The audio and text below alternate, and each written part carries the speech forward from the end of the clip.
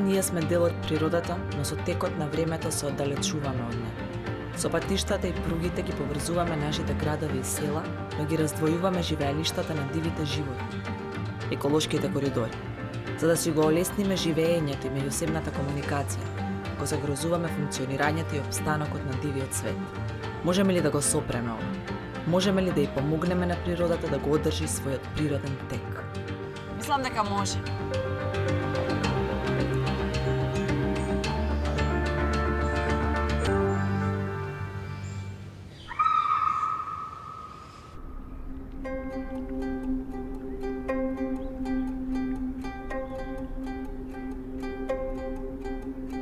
Ова е дел од Националниот парк Маврово. Едно од најголемите заштитени подрачја во нашата држава, најпосетено место за рекреација, скијање, чист воздух и уживање во природата.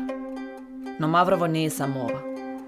Многу поважно, Маврово е еден од трите национални паркови во Република Северна Македонија и е важно јадрово подрачје со богата биолошка разновидност, зачувани природни живеалишта и диви животни, кои се од особено национално и европско значење. Ова е дом на европскиот елен, волкот, кафената мечка, дивокозата и уште многу диви животни, меѓу кои најзагрозената дива мачка во Европа – балканскиот рис. Заради остварување на основните животни потреби, рисот поминува големи растојанија кон соседните планини. Тој е критично загрозен вид, и ако го заштитиме него и неговото живеалиште, ќе помогнеме и во заштитата на биолошката разновидност во овие еколошки коридори. Во земјава се идентификувани 26 еколошки коридори.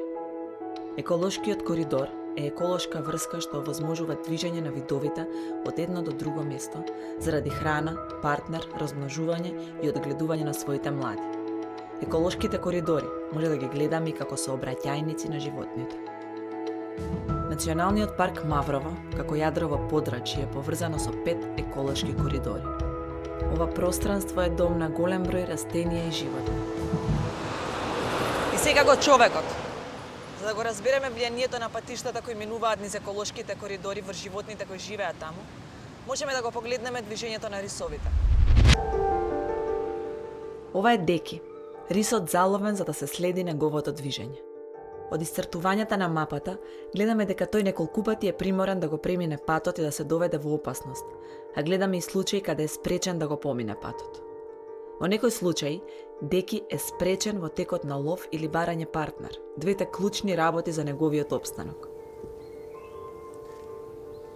Според истражувањата, се претпоставува дека на територијата на Маврово има од 20 до 30 рисови, уште повеќе кафени мечки, срни и европски елени, кои мораат да го минат тој пат, при што секојдневно се соочуваат со ризик од судир меѓу човекот и животните, што представува потенцијална опасност со фатални последици на двете страни.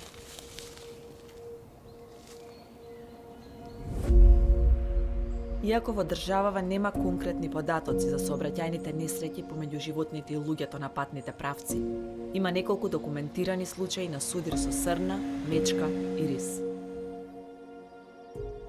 Некаде во близината на пресека во 2019 година, овој рис бил прегазен од автомобил. И покрај напорите од експертите да го спасат, тој им подлегна на повредите. Низ Националниот парк Маврово поминуваат 2 пата, но тука не завршуваат проблемите за рисот.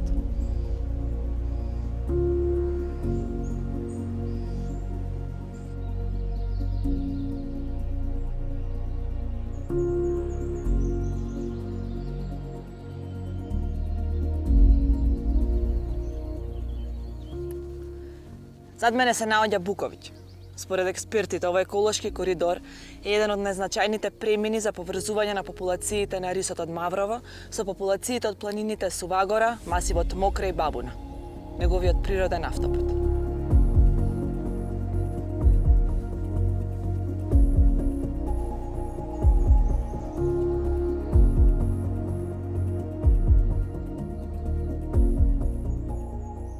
Според развојот на патната инфраструктура во Република Северна Македонија, тука е планирано да се гради автопат кој би го пресекол еколошкиот коридор Буковиќ и би бил значајна опасност за преживување на балканскиот рис.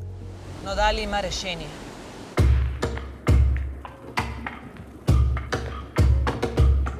1950 година во Франција се јавува идејата за зелените премини заради воспоставување на изгубените врски меѓу јадровите подрачја. Во развиените земји е сосема нормална пракса при планирање на изградба на патишта да се планира изградба на зелени премини заради заштита на животните и луѓето. За среќа, оваа идеја почнува да се развива и кај нас. Како дел од регионалните, кај нас се идентификуваа два приоритетни еколошки коридори со главните закани и се предлагаат мерки за постапно надминување на истите. Една од тие мерки е изградба на зелени мостови и други типови зелени премини. Во иднина се очекува нивна имплементација во неколку етапи.